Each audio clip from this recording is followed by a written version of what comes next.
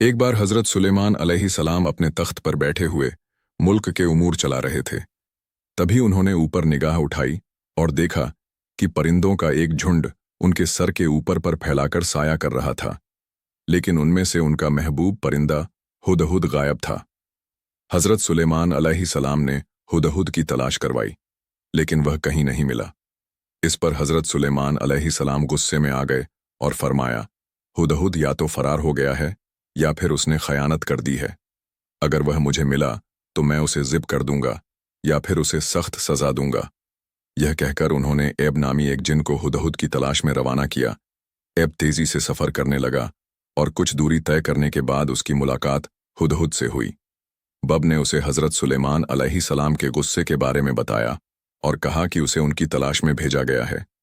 यह सुनकर हुदहुद बोला, मैं एक मुबारक खबर लेकर आया हूं, जिसे अगर हजरत सुलेमान अलैहिस्सलाम सुनेंगे तो वे खुश हो जाएंगे। एकब ने पूछा, भाई वह खबर क्या है? हुदहुद बोला, वह खबर मैं हजरत सुलेमान अलैहिस्सलाम के सामने जाकर ही सुनाऊंगा।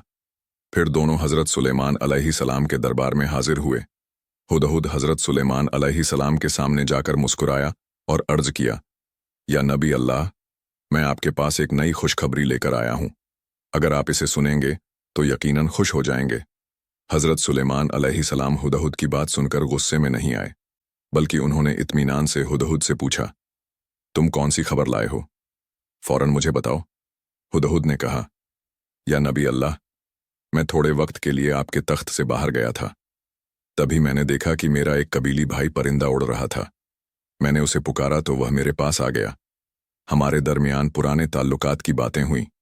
फिर हमने एक दूसरे से पूछा कि हम कहाँ रहते हैं।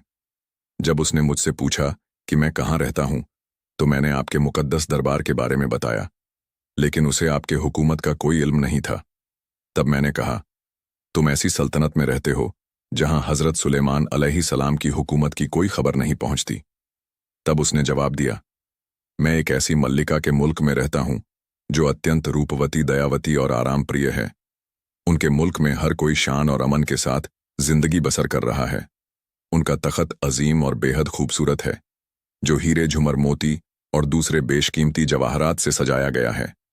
वह एक ऐसे शहर की मल्लिका है जहां हर दरवाज़ा और खिड़की सोने और चांदी से बनी है।